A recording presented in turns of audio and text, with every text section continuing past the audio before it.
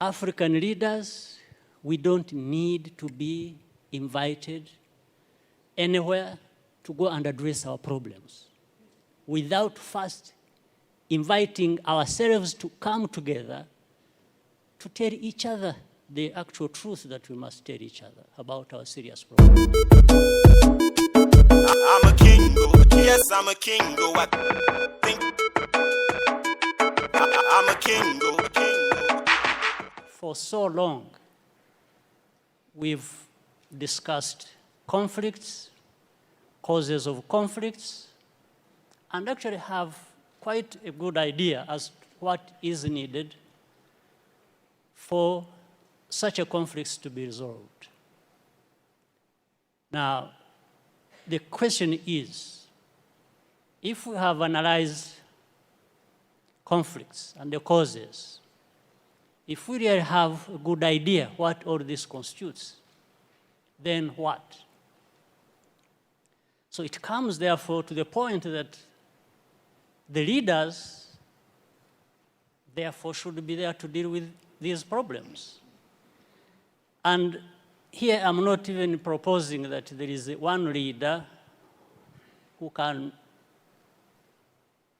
resolve conflicts alone, or that there is even a silver bullet for these conflicts. Therefore, it's the management of all these processes and what we have identified to be the root causes.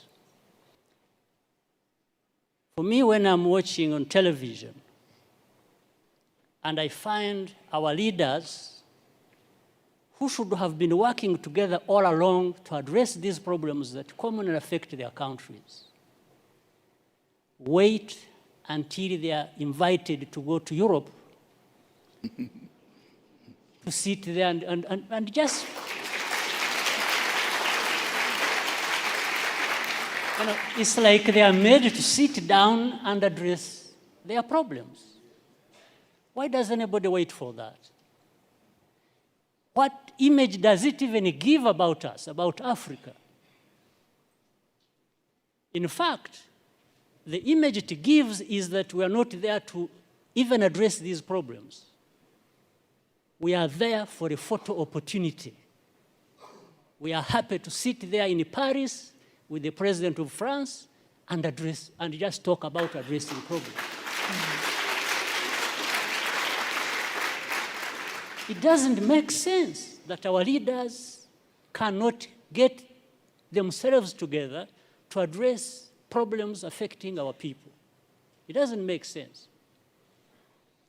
Of course, I'm saying this painfully on the other hand that, well, I look forward for the time when I can be like the two former presidents. I think they are more free to say things than I do. Being where they are and me being where I am. So I tend to remain with some reservations about what I have to say because, but I think there is that serious problem.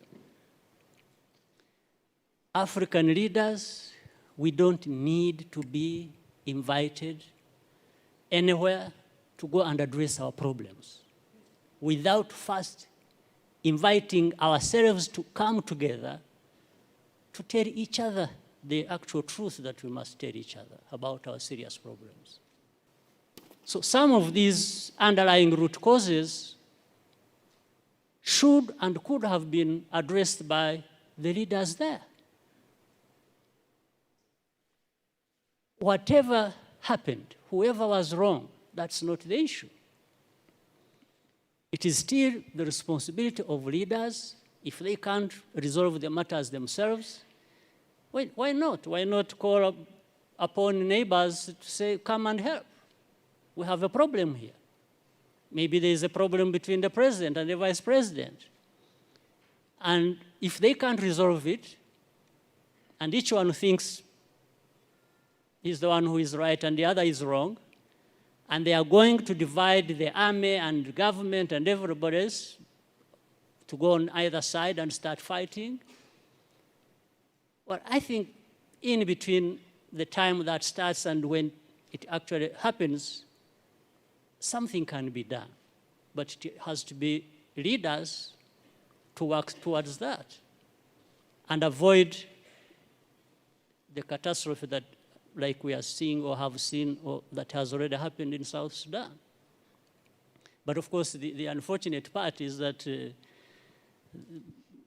most majority who suffer are the Ordinary innocent people who have nothing to do with it. Women, children, and even many men are innocent in that situation.